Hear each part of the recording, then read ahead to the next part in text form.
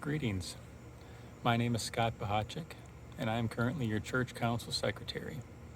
As you know, our word of the month is gratitude, which is the quality of being thankful.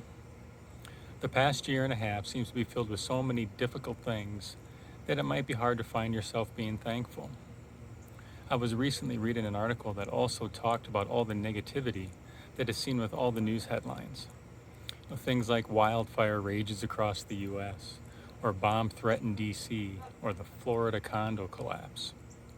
The article continued saying that our goal, at least for ourselves, is to write our own headlines, but they must be positive. So what's my headline? Well, my grandmother recently passed away at the age of 95. She was the last of my grandparents, the last of my family's generation.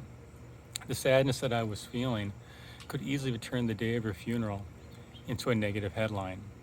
But I was given the opportunity to prepare and give her eulogy.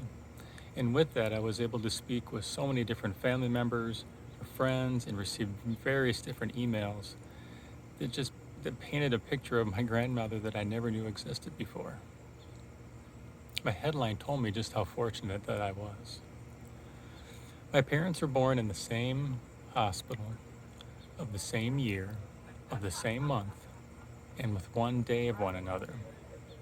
Both of their families were farmers in rural River Falls and lived just 1/10 of a mile away from each other.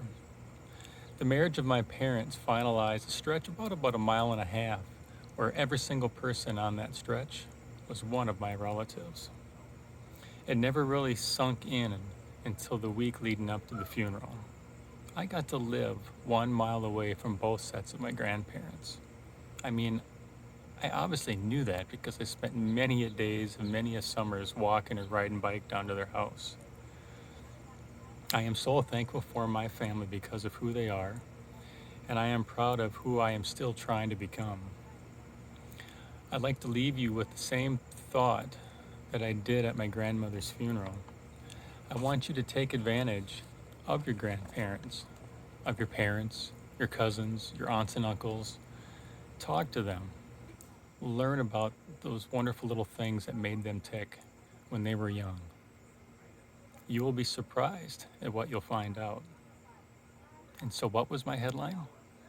Child lives 1 mile away from heaven. So, what is your headline for today? God bless and have a good night.